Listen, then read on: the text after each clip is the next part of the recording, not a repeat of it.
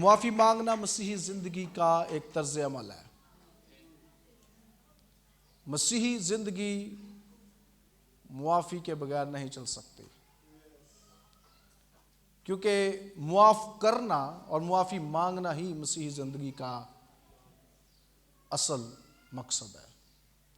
کیونکہ جب تک ہم بہت دفعہ خدا سے معافی مانگنا آسان ہوتا ہے کیونکہ وہ ہمیں نظر نہیں آ رہا ہوتا شاید، رائٹ؟ لیکن جو لوگ ہمیں نظر آ رہے ہوتے ہیں ان سے معافی مانگنا کبھی کبھی ہمارے لیے بڑا مشکل ہو جاتا ہے۔ اس لیے کبھی بھی اپنی غلطی کو قبول کرنے سے ڈریں مت۔ مسٹیک از مسٹیک، غلطی غلطی ہے، اور یہ ہو جاتی ہے کبھی کبھی جان بوجھ کر، کبھی کبھی انجانے میں، لیکن اس کو ماننا، جب ہم اسے مان لیتے ہیں تبھی شفا کا کام شروع ہوتا ہے۔ اور جب غلطی مان لی جاتی ہے اور اس میں لیکن شامل نہیں ہے، مثلا میں یہ کہتا ہوں کہ جی مجھے معاف کیجئے لیکن یہ آپ کی غلطی کی وجہ سے ہوا ہے، رائٹ؟ اگر معافی مانگنے میں نے لیکن شامل کر دیا ہے، پر شامل کر دیا، مگر شامل کر دیا، اگر شامل کر دیا ہے، تو حقیقت میں ہم نے معافی لفظی طور پہ مانگی ضرور ہے، لیکن اس کا الزام ہم آپ پہ دے رہے ہیں یا دوسرے شخص پہ دے رہے ہیں، رائٹ؟ کہ یہ آپ کی وجہ سے ہوا ہے۔ اس لیے خدا کو ایسے لوگوں کے ساتھ کام کرنے میں بڑی مشکل پیش آتی ہے جن کے رویے میں معافی شامل نہیں ہوتی ہے۔ اور معافی مانگنے کے لیے تو سب سے پہلا کام یہ کرنا پڑتا ہے، احساس دلانا پڑتا ہے کہ یہ میری غلطی ہے۔ اور میں اپنی زندگی میں بہت سے ایسے لوگوں کو جانتا ہوں، آپ جانتے ہوں گے، شاید آپ وہ شخص ہیں جو ہمیشہ یہ کہتا ہے میں ٹھیک ہوں، میں غلط ہو ہی نہیں سکتا، یہ میری غلطی ہے ہی نہیں۔ اس لیے معاملات، خاص طور پر روحانی معاملات ایسے نہیں چل سکتے۔ ہم جسمانی معاملات ایسے چلا سکتے ہیں لیکن روحانی روح کے معاملات ایسے نہیں چل سکتے۔ اور اسی بات کو سمجھنے کے لیے ہم یہ واعظ بھی پچھلے کچھ ہفتوں سے سن رہے ہیں کہ کس طرح سے ہمارے جذبات جو ہیں یہ ہماری روحانیت کو بھی متاثر کرتے ہیں اور ہماری جسمانی زندگی کو، ہمارے بدن کو بھی متاثر کرتے ہیں، اور ہمیں پتہ نہیں چلتا کہ کس طور سے یہ سب کچھ ہمارے ساتھ ہو رہا ہے۔ اس لیے آج آپ جب ڈاکٹر کے پاس جاتے ہیں تو ڈاکٹر کے پاس جانے کا جو سب سے بڑا نقصان اگر کسی کو ہو سکتا ہے تو یہ ہے کہ بیماری کا پتہ نہ چلے۔ نشان تو ہیں، سمپٹمز تو ہیں، لیکن بیماری ڈائیگنوز نہیں ہو رہی، اس کی تشخیص نہیں ہو رہی، پتہ نہیں چل پا رہی کہ یہ بیماری ہے کیا۔ کیونکہ بیماری کی ٹریٹمنٹ کے لیے، اس کے علاج کے لیے کیا ضروری ہے کہ یہ کنفرم ہو جائے کہ یہ بیماری ہے کیا۔ جب تک بیماری کا ٹھیک پتہ نہیں چل پاتا تب تک اس کا ٹھیک علاج ممکن نہیں ہے۔ اسی طرح سے مسیحی زندگی میں جب تک ہمارے جذبات اپنی جگہ پر قائم نہیں ہوں گے، شفا یاب نہیں ہوں گے، ہم روحانی طور پر ہمیشہ بچے رہیں گے۔ جیسے پالوس گلتیوں کی کلیسیا کو کہتا ہے کہ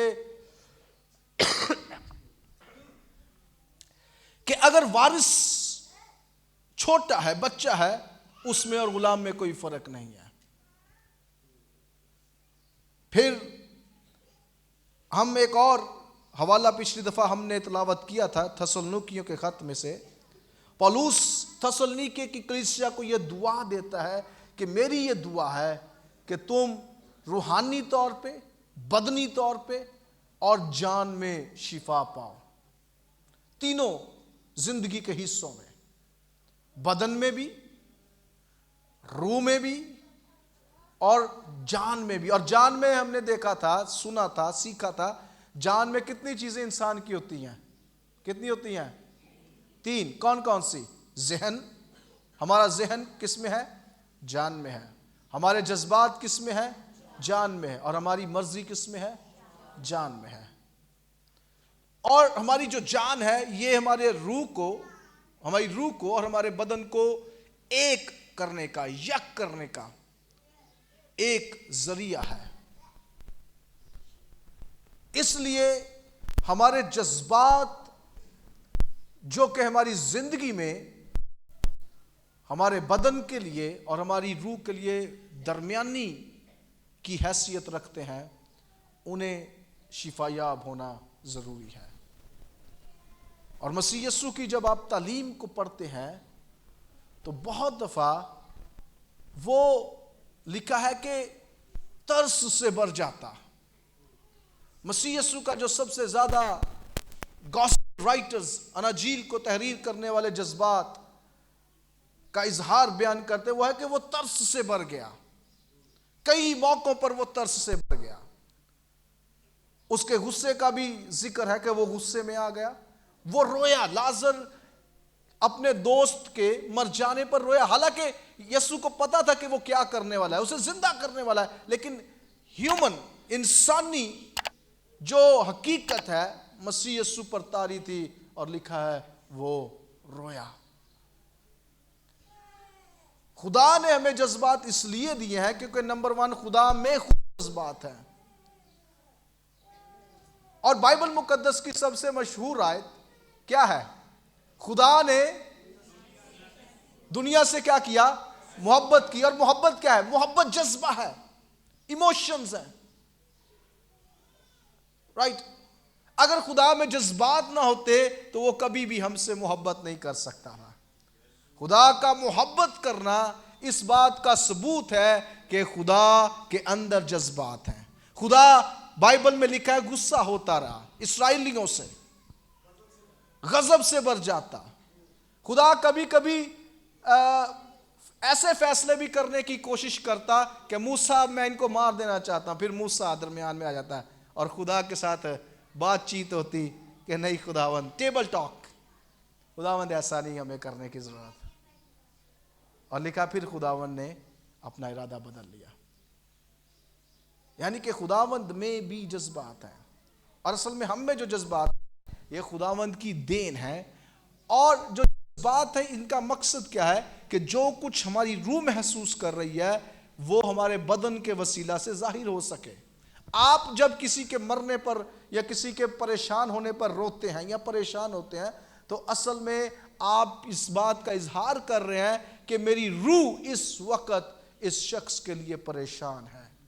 اور اس کا اثر کیسے ہوتا ہے؟ اس کا اثر ہمارے پھر بدن پہ ہوتا ہے، اور اس کا اظہار کبھی کبھی آنسوؤں کی صورت میں ہوتا ہے، کبھی کبھی کچھ نہ کھانے کی صورت میں، بھوک نہ لگنے کی وجہ سے ہوتا ہے کہ مجھے بھوک نہیں لگ رہی. رائٹ. کیا اظہار ہے؟ کہ میری روح اندر سے ٹوٹ چکی ہے یا پریشان ہے.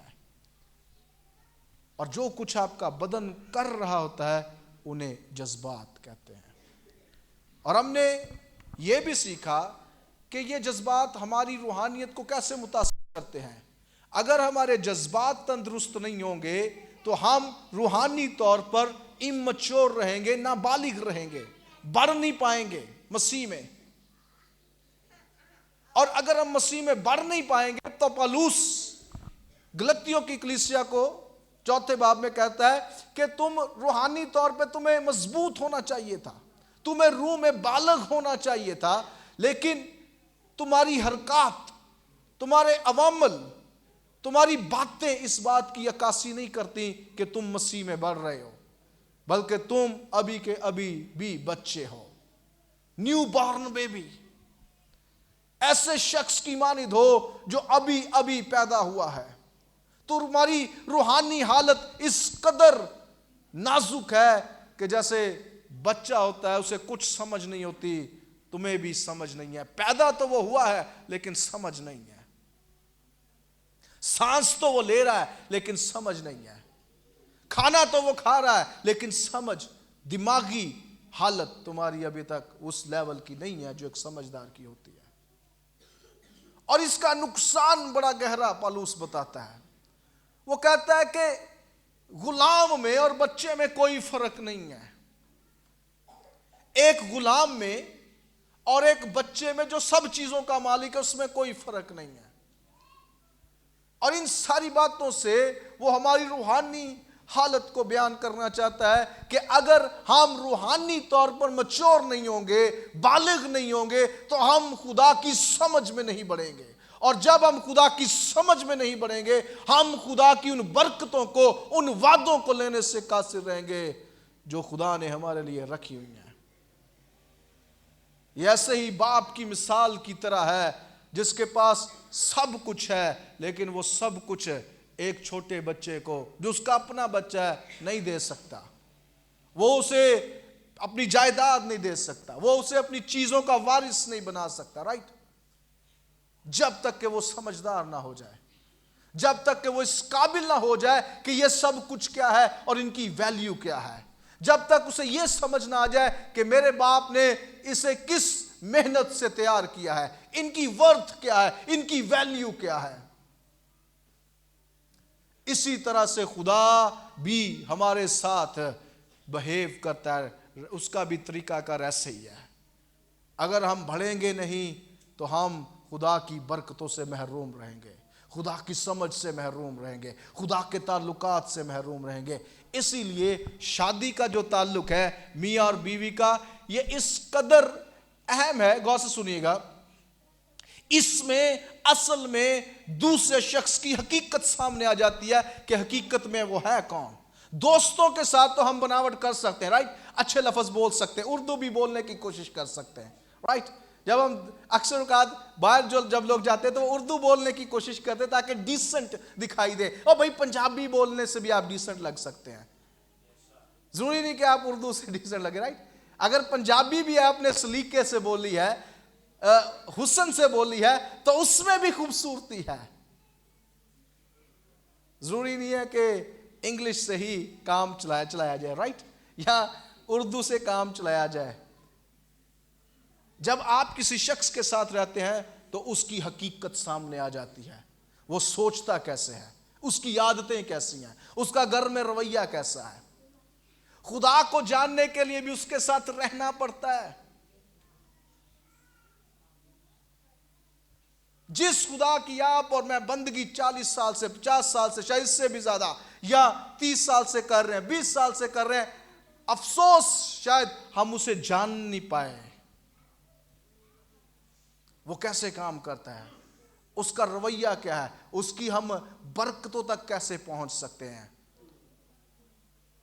اور ایک اور حوالہ میں آج آپ کی نظر کرنا چاہتا ہوں. پالوس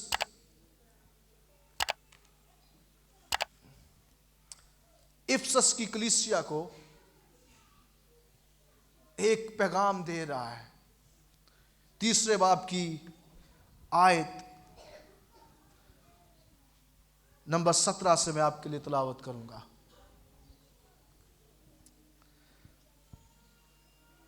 اور ایمان کے وسیلہ سے مسیح تمہارے دلوں میں سکونت کرے تاکہ تم محبت میں جڑ پکڑ کے اور بنیاد قائم کر کے سب مقدسوں سمیت بخوبی معلوم کر سکو کہ اس کی چوڑائی اور لمبائی اور اونچائی اور گہرائی کتنی ہے.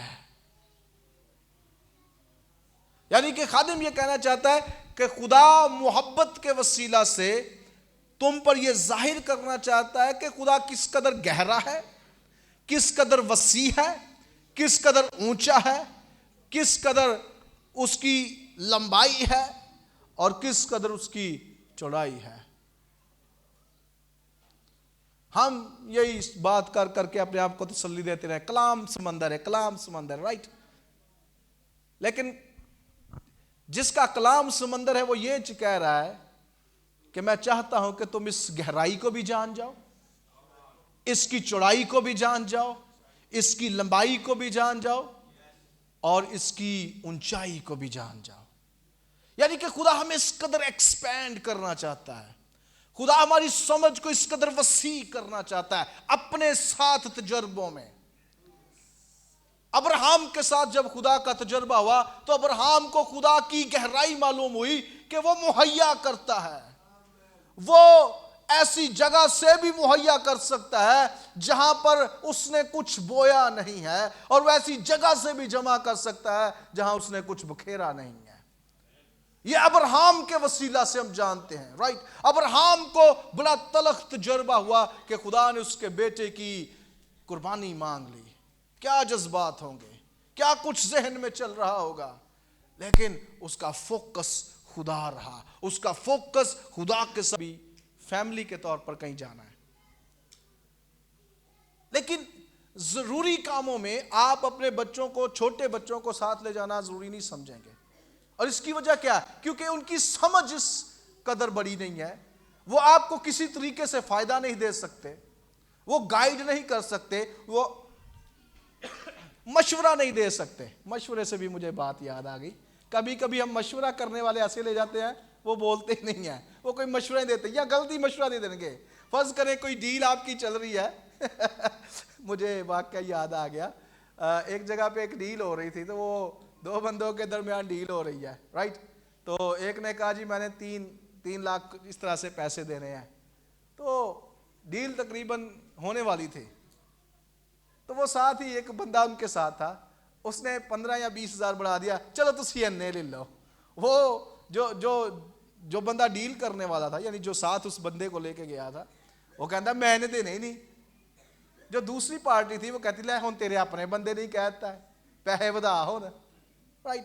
تو کبھی کبھی ہمارے مشورے دینے والے بھی ایسے ہوتے ہیں، ہمارے صلاح گیر بھی ایسے ہوتے ہیں جو ہمارا نقصان میں جاتے ہیں. لیکن خدا کی یہ کیا مرضی ہے؟ وہ یہ چاہتا ہے کہ ہم اس کے ساتھ تجربے کریں، ہم اس کے ساتھ بڑھیں. اور خدا بچوں سے پیار تو کرتا ہے، لیکن ان کو تجربے نہیں وہ کروا سکتا جو وہ ایک بالغ شخص کو کروا سکتا ہے. اور بالغ شخص سے مراد 50 سال 60 سال یا بڑا جسم نہیں، بالغ شخص سے مراد ایسا شخص جو روحانی طور پر سمجھدار ہے، جس کی روحانی جو سمجھ ہے وہ گہری ہے اور وہ خدا کو سمجھنے کے لیے تیار ہے. آپ اپنی مشکل کبھی کسی سے نہیں شیئر کریں گے جو سمجھنے کے لیے تیار نہیں ہے. خدا بھی اسی طرح سے اپنے آپ کو ان لوگوں پہ نہیں ظاہر کرتا جو اسے سمجھنے کے لیے تیار نہیں ہوتے، جو اسے جاننے کے لیے تیار نہیں ہوتے. کلام برکتوں سے اور معجزات سے ان سے کہیں بڑھ کر ہے. ہم اس لیے پرستش نہیں کرتے کہ ہمیں معجزے ملے. اور یہ منادی بھی کہیں نہ کہیں مجھے کلام کی روشنی میں غلط نظر آتی ہے. آپ مسیح کے پاس آئیں گے ایسا ہو جائے گا، مسیح کے پاس آئیں گے ایسا ہو جائے گا، رائٹ. آپ کے حالات چنگے ہو جائیں گے، فلانا چنگا. مسیح نے تو اس کے اپوزٹ باتیں کی ہیں. مسیح نے کہا اگر میرے پیچھے کوئی آئے، نمبر 1 اپنی صلیب اٹھائے. کیا کرے؟ مبارکبادیوں کو پڑھے، وہاں پہ لکھا مسیح نے کہا میرے نام کی خاطر تمہیں ستایا جائے گا. لیکن ان ساری باتوں میں سب سے اہم بات پتہ کیا ہے؟ کہ مسیح ہمارے ساتھ ہوگا. اگر آپ مشکل میں سے گزر رہے ہیں، میں نہیں گزر رہا ہوں، اور اگر مسیح ہمارے ساتھ ہے تو یہی ہمارے لیے سب سے بڑی بات ہے. اور تیموتھیوس کے خط میں پولس کہتا ہے کہ مسیح سب کچھ جانتا ہے کہ جب ایک انسان مشکل میں سے گزرتا ہے تو کیسے لگتا ہے، جب دکھ میں سے گزرتا ہے تو اسے کیسے لگتا ہے، جب وہ ترک کیا ہوا محسوس کرتا ہے تو اسے کیسا لگ رہا ہوتا ہے. تیموتھیوس کو پولس کہتا ہے مسیح یسوع ان ساری باتوں میں سے گزر چکا ہے. اور چونکہ مسیح گزر چکا ہے، اس لیے آپ اور میں بھی جب مشکل حالات میں مسیح کی وجہ سے، اپنے غلط فیصلوں کی وجہ سے نہیں، اپنی غلط باتوں کی وجہ سے نہیں، اپنے غلط رویے کی وجہ سے نہیں، مسیح کی وجہ سے، شاید دائیکی دینے کی وجہ سے، शायद ऐसा कुछ सच्चाई पर कायम रहने की वजह से अगर आप और मैं दुख उठाएंगे तो फिर ये मसीह के लिए है। अगर कर्जा चौक के दुख उठा रहे हैं, राइट, तो मसीह, तो किसने आपको कहा था कर्जा उठाएं? या और तरह से दुख उठा रहे हैं, तो ये मसीह के लिए दुख नहीं है, यह आपके गलत फैसलों की वजह से है। और इसलिए तो मसीह आपके और मेरे साथ आना चाहता है ताकि हमें अच्छे फैसले करना सिखाए। मसीह ने यीशु रूल कुदस के बारे में क्या तालीम दी? वो तुम्हें सिखाएगा। क्या करेगा? रूल कुदस का पहला काम क्या है? रूल कुदस का पहला काम मोजे करना नहीं है, सिखाना है। उसकी first ministry as a teacher है, नॉट अ मिरेकल वर्कर। उसकी पहली जो